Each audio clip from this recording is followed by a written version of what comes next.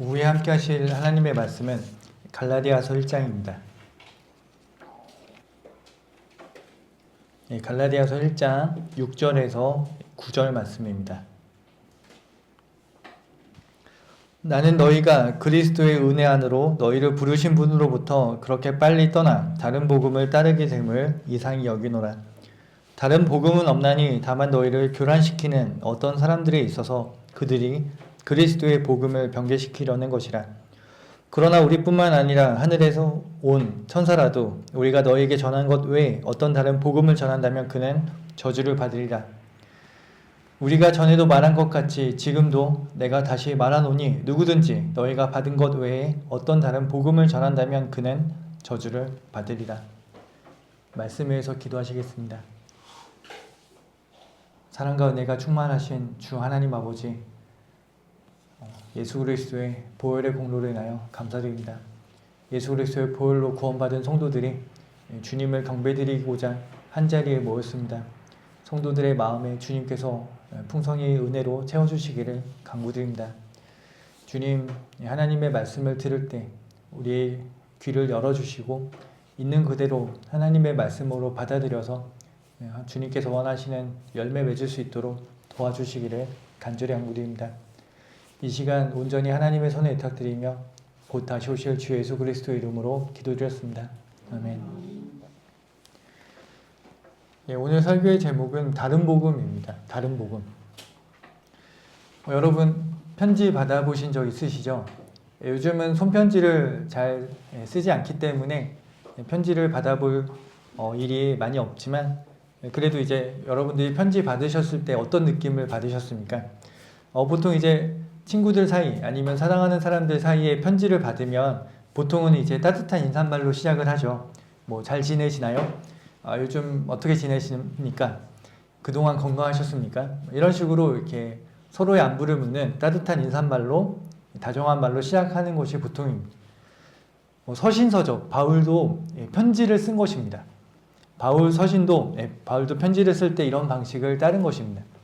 로마서를 쓸 때 이렇게 시작하죠. 먼저 너희 모두로 인하여 예수 그리스도를 통하여 나의 하나님께 감사드리는 것은 고린도전서 마찬가지입니다. 내가 예수 그리스도로 인하여 너희에게 주신 하나님의 은혜로 항상 너희를 위하여 하나님께 감사하노니 그렇게 말하고 있습니다.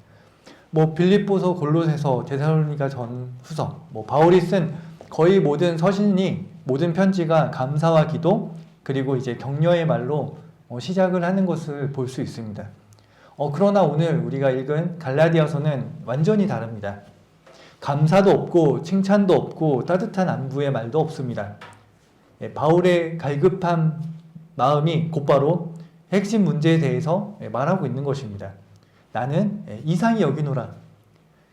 그래서 갈라디아서는 독특한 서신 중에 하나죠. 성도들이라는 표현이 없습니다. 갈라디아의 교회들에 편지를 한다고 그렇게 기록하고 있는 것입니다. 나는 이상히 여기노라. 이것이 갈라디아 교회들을 향한 바울의 첫마디입니다. 왜 그렇을까요? 이것은 상황이 얼마나 긴박하고 얼마나 심각하고 얼마나 위험한지를 보여주고 있는 것입니다. 마치 집에 불이 난 것을 발견한 사람이 안녕하세요? 잘 지내셨습니까?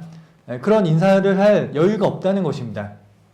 바울은 갈라디아 교회의 영적 위기 앞에서 인사말을 생략할 수밖에 없었던 것입니다. 무엇이 그토록 긴급했습니까? 복음이 변개되고 왜곡되고 있었기 때문에 급한 마음으로 서신을 쓰게 된 것입니다. 복음이 변질되고 있었습니다.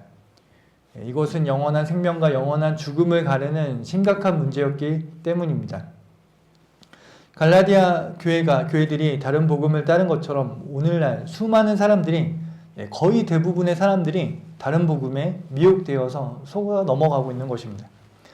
복음 비슷한 것을 전하면서 수많은 사람들을 지옥으로 보내고 있습니다. 오늘 말씀을 통해서 다른 복음은 빠르게 확산된다는 사실과 다른 복음을 전하면 저주받는다는 사실, 그리고 복음을 정확하게 알고 있는 우리가 신실하게 복음을 전파해야 된다는 사실에 대해서 함께 살펴보고자 합니다. 우리가 살펴볼 첫 번째는 다른 복음은 빠르게 확산된다는 것입니다. 6절 말씀입니다. 나는 너희가 그리스도의 은혜 안으로 너희를 부르신 분으로부터 그렇게 빨리 떠나 다른 복음을 따르게 됨을 이상히 여기노라. 갈라디아 교회들은 바울과 바나바가 첫 번째 선교 여행에서 세운 교회들입니다. 바울이 전파한 복음을 듣고 믿은 사람들이 함께 모여서 말씀을 듣고 말씀을 공부하며 교제를 나누고 함께 기도하고 함께 눈물을 흘리며 함께 기쁨을 나눴던 것입니다. 그런 성도들이 모여서 교회들을 세웠겠죠. 그런데 바울이 떠난 지 얼마 되지도 않아서 바울이 가르친 모든 것들을 버리고 전혀 다른 길로 가버린 것입니다. 그러한 소식이 사도 바울에 들려진 것입니다. 바울은 그런 소식을 듣고 충격을 느꼈겠죠. 바울이 더 놀란 것은, 더 충격받은 것은 그들이 너무나 빨리 떠났다는 것입니다. 너무나 빨리 떠난 것입니다. 영적 전쟁은 주님이 오실 때까지 결코 끝나지 않는다는 것을 보여주는 것입니다. 여러분이 열심히 복음의 씨앗을 뿌리지 않습니까? 새들이 와서 바로 그 씨앗을 먹어버리는 것입니다. 그 하나님의 말씀이 열매 맺지 못하도록 바로 마귀의 역사가 뒤따라 오는 것입니다. 복음을 믿고 교회 나오기 시작했다고 해서 안전하다고 여기면 안 되는 것입니다. 마귀는, 사탄은, 악의 세력은, 악한 종들은 쉬지 않는 것입니다. 거짓 교사들은 기회를 노리죠. 특히 초신자들, 갓 구원받은 약한 성도들을 노리고 공격하는 것입니다. 갈라디아 교회가 바로 그런 상황에 놓여 있었던 것입니다. 갈라디아 교회들은 그리스도 은혜 안으로 너희를 부르신 분으로부터 떠난 것입니다. 여기서 중요한 것은 그들이 떠난 것이 어떤 바울의 가르침, 바울과의 교제 이런 것에서 떠났다는 것이 아닙니다. 그들은 그리스도의 은혜 안으로 그들을 부르신 하나님으로부터 떠났다는 것입니다. 이것은 정말로 심각한 문제이죠. 하나님을 떠나 다른 것을 쫓은 것입니다. 영적 간음이고 배교인 것입니다. 얼마나 심각한 문제입니까? 하나님을 떠난 것. 그러나 그들은 하나님을 떠났다고 생각했겠습니까? 그들은 다른 복음을 따라가면서도 자신들은 하나님을 잘 섬기고 있다라고 생각했을 것입니다. 다른 복음이란 무엇이죠? 다른 복음을 알려면 복음에 대해서 우리가 정확하게 알아야겠죠. 우리가 복음을 정확하게 알고 있다면 그것 외에 다른 것들은 모두 가짜 복음, 다른 복음이 되는 것입니다. 복음은 여러분도 잘 아시다시피 바울이 갈라디아서에서 그리고 로마서나 고린도 전후서나 사도 바울 서신 곳곳에서 정확하게 복음에 대해서 설명하고 있는 것입니다. 복음은 너무 쉬워서 어린아이라도 이해할 수 있으며 어린아이라도 복음을 전파할 수 있는 것입니다. 어려울 것이 하나도 없습니다. 구원파가 말하는 것처럼 복음의 비밀을 자기들만 알아서 일주일 동안 그런 집회에 참석해야만 겨우 구원받을 수 있는, 복음을 풀어서 구원받을 수 있는 그런 것이 아니라는 것입니다. 구원파가 전하는 그러한 복음이야말로 본문에서 말씀하고 있는 다른 복음일 것입니다. 그들은 복음을 비밀스럽고 어려운 것으로 만든 것입니다. 그러나 그렇지 않죠. 복음은 너무나도 단순한 것입니다.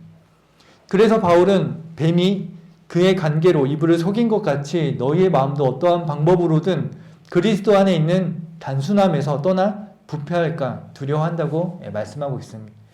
단순한 것입니다. 단순한 것입니다.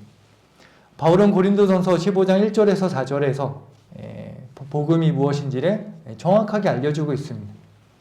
형제들아, 내가 너에게 전한 복음을 이제 너희로 알게 하노니 이는 너희가 받았고 그 안에 선 것이라. 고린도전서 15장 1절에 나오는 그 복음이 신약 성경에 나오는 복음이라는 단어 중에 가장 정가운데 있는 단어입니다. 너희에게 전한 복음을 이제 너희로 알게 하노니 만일 너희가 내가 전한 복음을 굳게 잡고 헛되이 믿지 아니하였다면 복음을 통하여 너희도 구원받은 것이라. 내가 받은 것을 먼저 너희에게 전달하였나니 이는 성경대로 그리스도께서 우리의 죄들로 인하여 죽으시고 장사되셨다가 성경대로 셋째 날에 다시 살아나셔서라고 말씀하고 있습니다. 이 사실을 의심하지 않고 어린아이처럼 순수하게 마음으로 믿으면 구원받는 것입니다. 어렵지 않죠? 1분도 채 안 걸립니다. 이송 목사님이 이제 비행기를 타고 옆에 있는 사람에게 이제 복음을 전하고 싶으신데 계속 자고 있는 것입니다. 기회를 얻지 못하고 있습니다. 그런데 이제 비행기가 착륙할 때 그 사람이 이제 깨었습니다.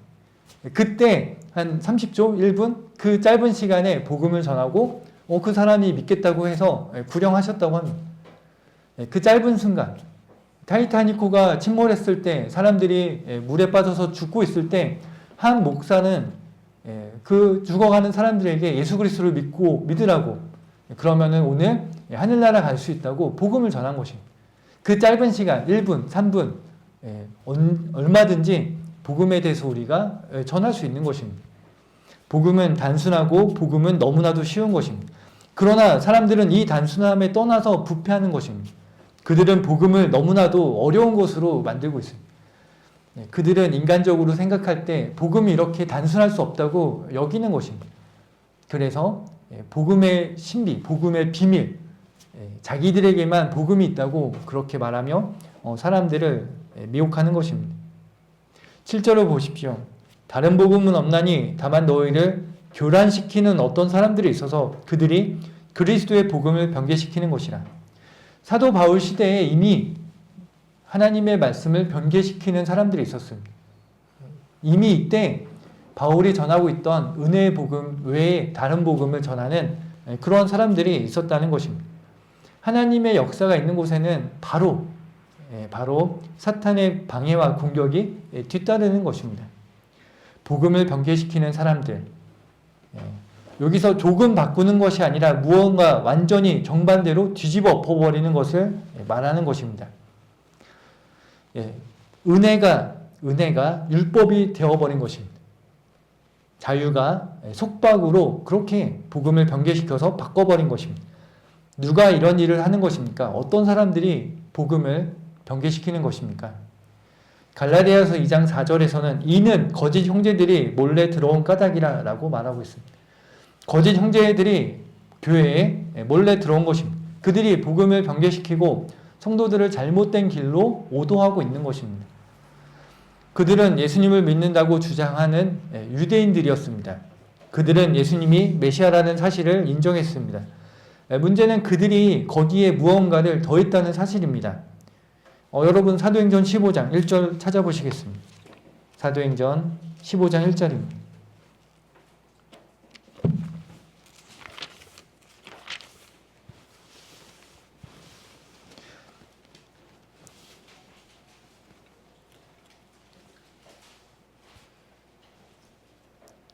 사도행전 15장 1절을 보면 유대에서 내려온 어떤 사람들이 형제들을 가르치며 말하기를 너희가 모세의 율례에 따라 할례를 받지 않으면 구원을 받을 수 없노라고 하더라.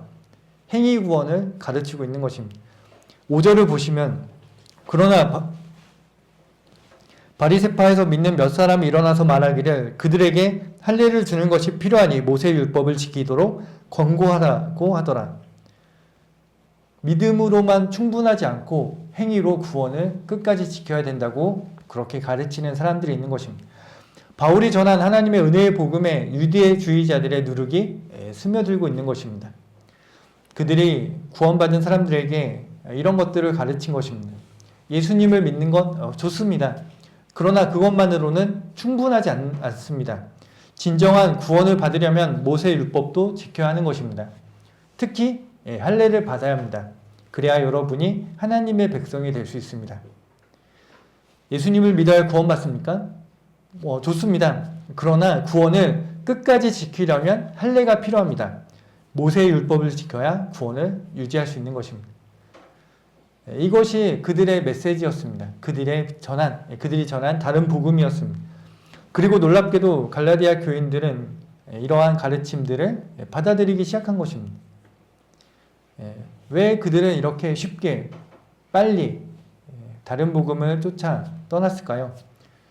아마도 그들은 유대주의자들은 예루살렘에 왔다고 주장했을 것입니다. 우리는 야고보와 베드로를 알고 있다. 사도 요한을 알고 있다. 내가 그들하고 친하다. 그래서 내가 하는 말에 권위가 있다. 그런 식으로 우리가 진짜 가르침을 알고 있으니 그것을 가르쳐 주겠다. 그렇게 말했을 것입니다. 그들이 전한 메시지는 그럴듯하게 들렸을 것입니다. 새빨간 거짓말에 속는 사람은 거의 없습니다. 그럴듯한 거짓말에 속아 넘어가는 것입니다.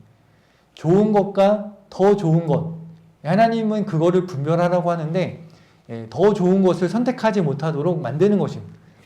항상 차선을 선택하게 만드는 것입니다. 그래서 주님을 위한 최선의 삶을 살지 못하도록 막는 것입니다. 그렇게 하다 보면 결국은 최악의 삶으로 우리가 살게 되는 것입니다. 작은 거짓말이 섞여 들어온 것입니다. 작은 누룩이 온 반죽을 부풀게 만들었습니다. 그들은 또한 갈라디아 성도들, 교회들은 대부분 이제 구성원들이 이방인들이었기 때문에 유대인들이 말하는 율법에 대해서 잘 알지 못했습니다. 그래서 잘 반박할 수 없었던 것입니다. 그러한 것들로 갈라디아 교회들은 은혜 위에 행위를 더한 것입니다. 다른 복음을 따라가게 되었습니다. 예수 그리스도께서 완성하신 구속사역에 모세의 율법을 더한 것입니다. 만약 구원이 예수님의 십자가와 우리의 행위를 어떠한 다른 것들을 더한 것이라면 예수님의 십자가로는 충분하지 않다고 말하는 것과 다르지 않습니다. 예수님의 십자가가 충분하지 않다고 말하는 것입니다. 예수님께서 십자가에서 다 이루었다 라고 말씀하셨는데 사실은 다 이루어지지 않았다고 말하는 것입니다. 우리가 나머지를 채워야 한다고 그렇게 생각하는 것이죠. 이것은 복음이 아니라 복음과 정반대라는 사실을 우리는 알고 있습니다. 세상에는 오직 두 가지의 종교가 있다고 하죠. 하나는 행함의 종교입니다. 행하라고 말하는 것입니다. 다른 하나는 이루심의 종교입니다. 하나님께서 이미 다 이루어 놓았다고 그리고 초청하는 그러한 종교입니다. 율법 기반의 종교는 내가 이것을 해야 된다라고 말하고 있습니다. 하지만 성경적인 복음은 예수님이 다 이루었다라고 선포하는 것입니다. 갈라디아 교인들은 이러한 이루심의 복음에서 행함의 종교로 들어간 것입니다. 은혜의 자유에서 율법의 속박으로 돌아간 것입니다. 그와 같은 일들이 오늘날 똑같이 일어나고 있습니다. 오늘날도 다른 복음이 널리 전파되고 있습니다. 장자교단이라고 말하고 다니는 장로교, 구원받을 사람들이 미리 예정되어 있다고 칼빈주의를 가르치고 있습니다. 그렇기 때문에 그들은 거리에 나가서 복음을 전하지 않습니다. 왜냐하면 구원받기로 예정되어 있기 때문에 굳이 나가서 복음을 전할 필요를 느끼지 못하는 것입니다. 구원받을 사람이라면 언젠가 구원받겠지, 그렇게 그냥 짐진 여기며 살아가는 것입니다.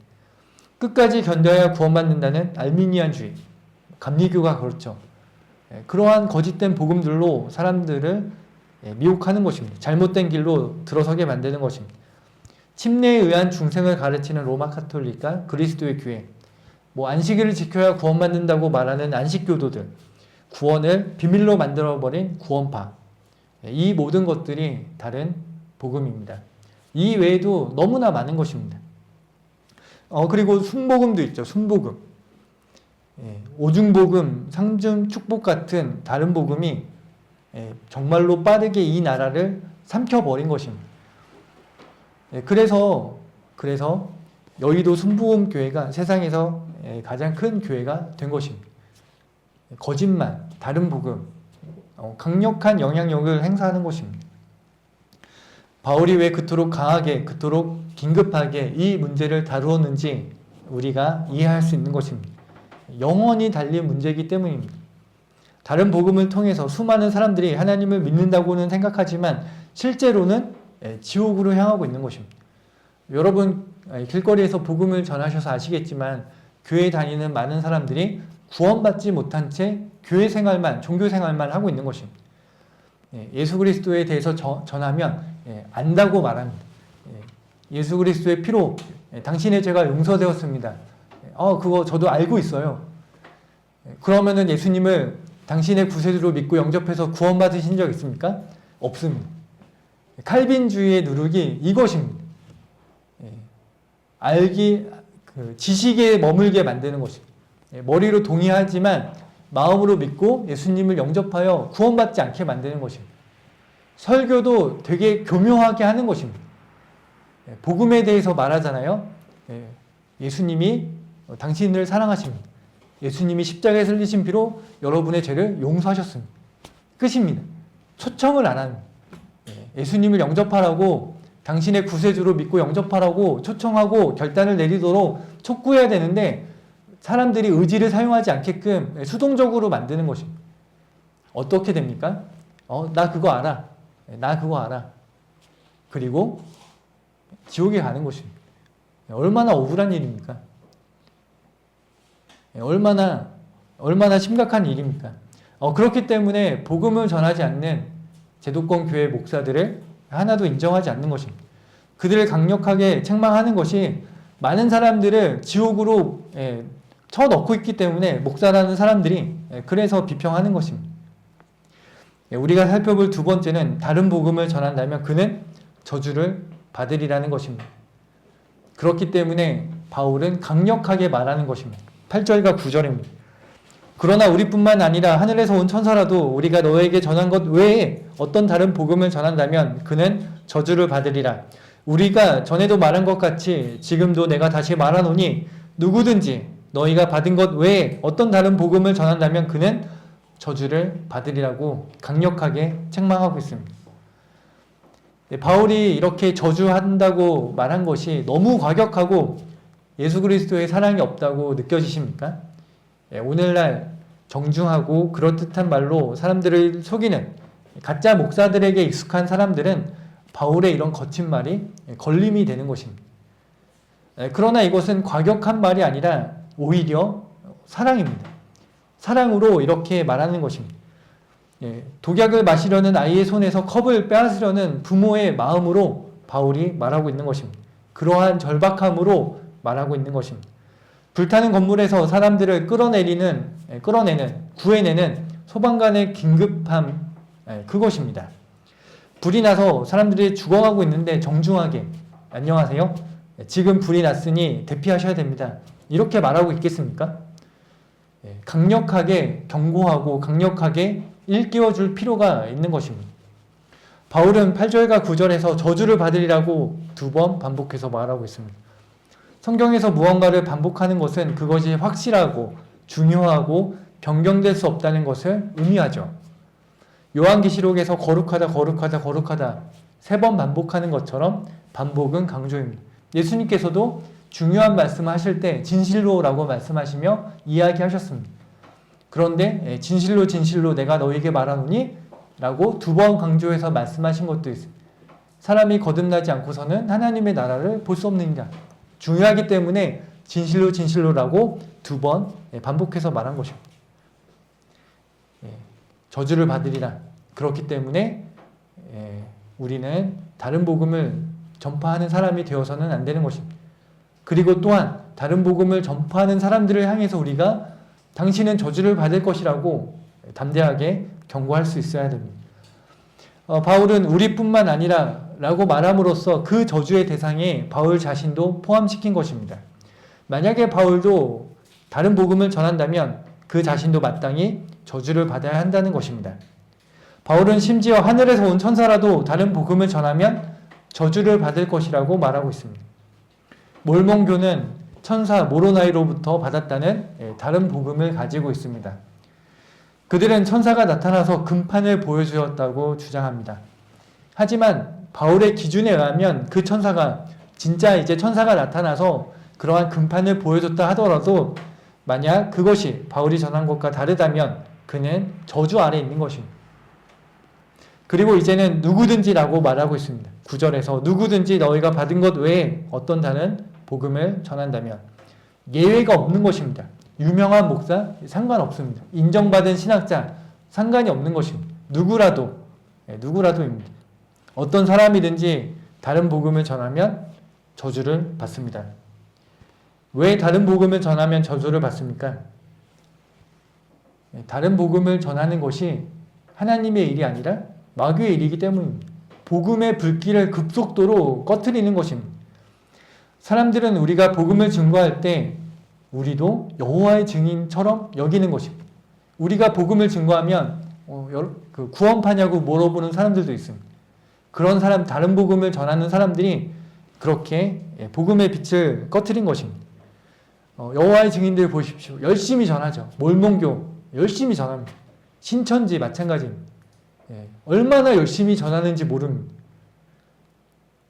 그렇기 때문에 그들이 우리가 전하는 복음을 망쳐놓는 것입니다. 사람들이 지겨워하는 것입니다.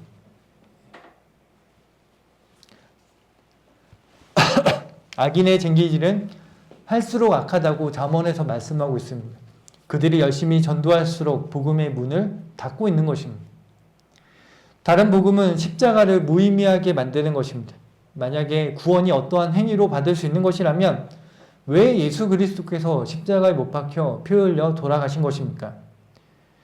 만약 우리가 할례를 받고 율법을 지키고 선행을 쌓아서 구원받을 수 있다면 십자가가 필요 없는 것입니다. 예수 그리스도의 십자가를 모욕하는 사람들인 것입니다. 갈라디아서 2장 21절은 나는 하나님의 은혜를 저버릴 수 없나니 만일 의가 율법으로 인하여 온 것이라면 그리스도께서는 헛되이 죽으신 것이라고 말씀하고 있습니다.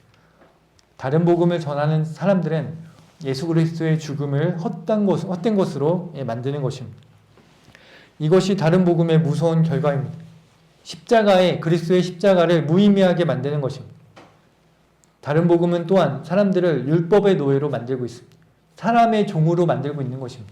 예수 그리스도의 종이 아니라 신천지의 종으로, 여호와의 증인의 그런 종으로, 몰몬교의 종으로 노예로 만드는 것입니다.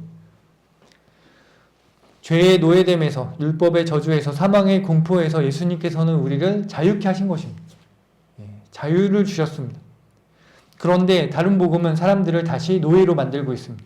이것을 해야 된다, 저것을 지켜야 된다, 이 정도는 되어야 된다, 무거운 짐을 다시 짊어지게 만드는 것입니다. 자유가 아니라 속박이죠. 다른 복음은 믿지 않는 자들의 마음을 어둡게 하여 지옥으로 보내기 때문에 다른 복음을 전하면 누구라도 저주를 받게 된다고 경고하고 있는 것입니다. 제가 대학생 때 2001년이죠. 그때는 이제 전철에서 복음을 전할 수 있었습니다. 그래서 우리가 거리 설교할 때도 전철에서 이제 칸마다 옮겨가면서 거리 설교하고 그랬었거든요. 근데 지금은 이제 법적으로 금지됐기 때문에 전철에서는 안 하고 있습니다. 그런데 이제 제가 이제 대학까지 이제 가는데, 전철을 타고 가는데, 어떤 청년이 이제 복음을 전하는 것입니다. 이렇게 가만히 잘 들어보고 있는데, 정말로 잘 전했습니다. 여러분들은 죄인이고, 성경 구절도 적절하게 잘 인용했습니다. 죄인이 죽으면 지옥에 갈 수밖에 없고, 그러나 하나님께서 예수님을 이 땅에 보내셨고, 십자가에 설리신 예수님의 피로 여러분의 죄가 용서되었습니다. 복음 정말로 잘 전했습니다. 저런 사람도 있네? 그렇게 생각이 됐습니다. 그런데 마지막 어떻게 했는지 아십니까? 마지막에 이제 여러분들도 예수님을 믿고 구원받으십시오, 초청해야 되지 않습니까? 그런데 실컷 복음을 전하고 방언을 말하는 것입니다. 방언으로 기도하는 것입니다. 앞에 전한 복음이 완전히 무색하게 된 것입니다. 이상한 사람이 되어서 다 역한으로 넘어가는 것입니다. 그런 자들이 다른 복음을 전하는 것입니다.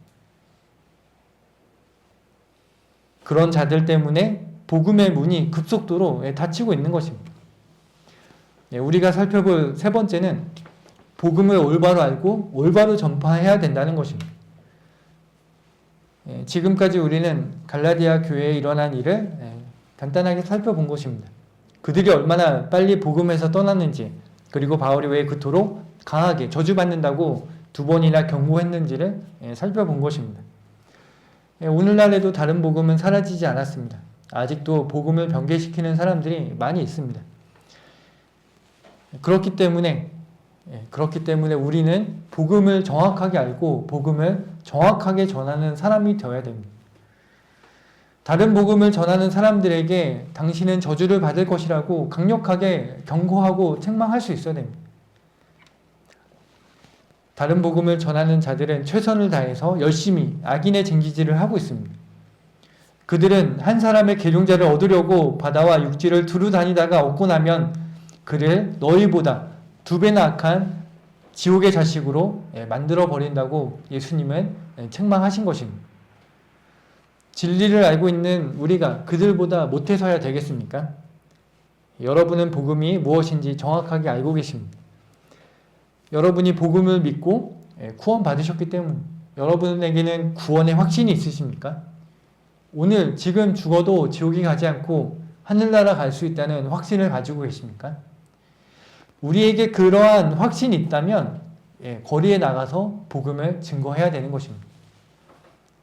점점 더 어두워지고 있는 이 시대, 복음의 문이 닫히고 있는 이 시대에 한 명이라도 더 지옥에서 건져낼 수 있게끔 우리가 주님 오실 때까지 마지막으로 복음의 빛을 세상에 비춰야 되는 것입니다. 예수님께서는 너희가 값없이 받았으니 값없이 주라고 말씀하셨습니다. 바울도 내가 복음을 전할 때 값없이 그리스도의 복음을 전한다고 그렇게 고백했습니다. 그래서 우리는 복음을 값없이 전하는 것입니다. 그리고 우리는 또한 하나님의 승인을 받아 복음을 위탁받은 대로 전해야 하는 것입니다. 인간의 생각이나 교단의 교리를 넣어서는 안 되는 것입니다.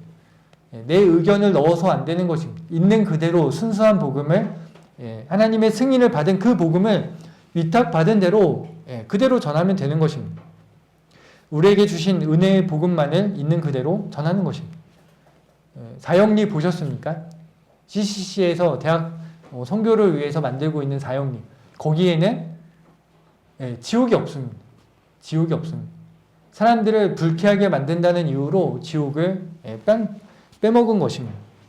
그러한 것들로 복음을 전해서는 안 되는 것입니다. 있는 그대로 죄에 대해서 그리고 지옥에 대해서 경고하고 예수 그리스도의 십자가를 전파해야 되는 것입니다. 그리고 또한 우리는 올바른 동기로 전할 필요가 있습니다. 바울은 어떤 사람은 심지어 시기와 다툼으로 그리스도를 전파하며 또 어떤 사람들은 선한 뜻에서 전파하니 그렇게 말하고 있습니다. 바울은 그럼에도 불구하고 전파되는 것이 그리스도니 내가 기뻐한다고 말했지만 시기로 다툼으로 전파한 사람들은 어떤 상도 받지 못하는 것입니다. 그들이 많은 열매를 맺을 수 있습니다. 그러나 시기와 다툼으로 즉 올바르지 않은 동기로 복음을 전파했다면 하나님께 받을 상이 없다는 것입니다. 선한 뜻에서 복음을 전파하며 또한 사람들을 기쁘게 하려는 목적이 아니라 우리의 마음을 시험하시는 하나님만을 기쁘시게 하려는 목적으로 그러한 동기로 그러한 마음 자세로 복음을 전하는 것입니다. 그리고 디모데후서 4장 2절의 말씀처럼 때를 얻든지 못 얻든지 항상 대비해야 되는 것입니다. 언제 어디서 어떤 기회가 오더라도 복음을 전할 수 있도록 준비하는 것입니다. 그래서 우리가 말씀을 암송하는 것이죠. 성경이 없더라도 우리가 그 복음에 관련된 구절들을 암송함으로써 사람들을 이겨올 수 있는 것입니다. 여러분은 이렇게 밖으로 외출하실 때 맨발로 나가십니까? 아니죠. 신발을 신으시죠. 신발을 신지 않고 외출하는 사람은 없을 것입니다. 그처럼 우리가 밖으로 나갈 때는 또 하나의 신발을 신어야 하는 것입니다. 에베소서 6장 15절의 말씀처럼 화평의 복음을 준비한 것으로 너희 발에 신고 화평의 복음을 준비한 것으로 우리가 신어야 되는 것입니다. 누구를 만나든지 때를 얻든지 못 얻든지 항상 복음을 전할 준비를 하는 것입니다. 그래서 여러분이 집 밖으로 외출하신다면 내가 복음을 전할 수도 있는 기회를 얻을 수도 있겠구나. 그것을 여러분이 의식하시고 준비하는 것입니다. 그래서 집 앞에 마트를 갈 때 전도지를 몇 장 챙겨가는 것입니다. 어떤 기회가 주어질지 모르기 때문에 그렇게 하는 것입니다. 시간을 내서 복음을 전할 그런 이렇게 시간을 때로 내기 어렵다면 전도지를 주는 것입니다. 그렇게 우리가 복음을 전파한다면 하나님께서 여러분들을 매우 기뻐하시는 것입니다. 그리고 우리는 마지막으로 복음이 널리 전파될 수 있도록 기도로 함께 분투하는 것입니다. 오늘날도 순수하게 복음을 증거하는 많은 그런 그리스도인들이 있습니다. 거리에서 설교하는 사람들이 있죠. 그들을 위해서 복음을 전파하는 일을 위해서 우리가 기도를 협력하는 것입니다. 여러분도 해보셔서 아시겠지만 복음을 전하는 일이 마냥 쉬운 것만은 아닙니다. 그렇기 때문에 우리는 서로 격려하고 서로를 위해서 뜨겁게 사랑하며 함께 기도하는 것입니다. 이 일을 주님이 오실 때까지 주님이 공급해 주시는 능력으로 감당할 수 있도록 준비된 혼들을 보내주셔서 주님께 귀한 열매를 맺을 수 있도록 거리에서 설교하고 복음을 증거하는 지체들에게 성령으로 충만케 해주시기를, 그리고 마귀의 공격과 방해로부터 지켜주시기를 기도하는 것입니다. 요즘은 서울 같은 경우는 특히 심한데요. 이렇게 앰프 틀어놓고 설교하면 얼마 지나지 않아서 경찰 옵니다. 그렇게 신고하는 것입니다. 그래서 우리가 그러한 것들을 기도하는 것입니다. 그리고 우리가 지금은 자유롭게 거리에 나가서 설교하고 복음 전하지 않습니까? 언제 이것이 법적으로 금지될지도 모르는 것입니다. 2004년이었나요? 5년이었나요? 정확하게 기억은 안 나지만 전철에서 그것을 하지 못하도록 법으로 정해진 것입니다. 그렇기 때문에 우리가 전철에서는 거리 설교하지 않는 것이거든요. 펜사콜라 마찬가지입니다. 특정 달은 거리에서 설교할 수 없게끔 그 펜사콜라 주에서 법으로 정했습니다. 그래서 러크만 목사님은 그때가 되면 다른 지역에 가서 거리 설교하고 복음을 전한 것입니다. 그러한 복음을 전파하는 방해가 되는 법이 통과되지 않게끔 우리는 기도해야 되는 것입니다. 그리고 지금 복음을 자유롭게 전할 수 있는 지금 최선을 다해서 열심을 다해서 주님이 주신 지혜대로 복음을 전해야 되는 것입니다. 복음을 전하는 것까지가 우리의 역할이죠. 구원받는 것은 하나님께 속해 있는 것입니다. 그렇기 때문에 여러분이 많은 열매를 거두지 못한다고 해서 실망하거나 낙담할 필요가 없습니다. 여러분이 신실하게 주어진 위치에서 복음을 증거하셨다면 그것은 하나님께서 기뻐 받아주시는 것입니다. 그리고 어떤 사람은 씨앗을 뿌리는 역할에 이렇게 그런 역할을 주셨을 수도 있습니다. 거두는 사람은 다른 사람에게 역할을 주셨을 수도 있는 것입니다. 여러분이 신실하게 말씀을 전했다면 그 말씀이 그 사람의 완고한 마음을 조금씩 깨트리는 것입니다. 그리고 언젠가 누군가가 또 복음을 전했을 때 그때 받아들이고 구원받을 수 있게 되는 것입니다. 그렇기 때문에 우리는 실망할 필요 없이 우리에게 주어진 역할만 정확하게 잘 하면 되는 것입니다. 복음을 전하는 것까지가 우리의 임무인 것입니다. 안동성경침례교회가 세워진 이유와 목적이 무엇이겠습니까? 우리가 복음을 전하지 않는다면 이 교회가 세워져야 할 이유가 전혀 없는 것입니다. 우리에게 맡겨진 이 하나님의 위대한 과업을 우리가 잘 수행해 가야 되는 것입니다. 결론을 맺겠습니다. 여러분은 혹시 응급처치 교육 받아보셨습니까?